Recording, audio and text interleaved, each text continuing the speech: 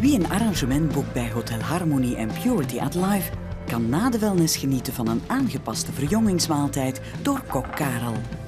Alsjeblieft.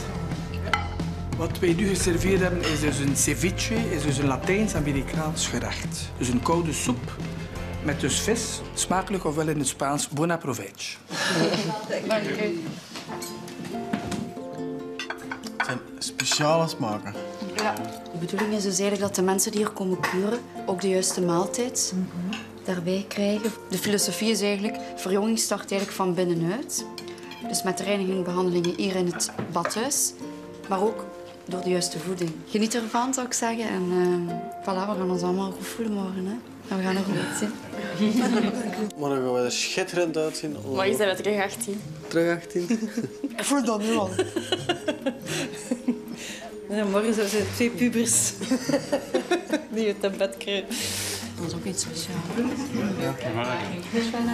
20 jaar jonger morgen. Dat is te hopen. Ja, wacht maar waar. Dus ik vind wel, er is een rode draad en dat vind ik fantastisch. Het wordt in het werk van de wellness en in het eten verder gezet. En dus er is een verhaal.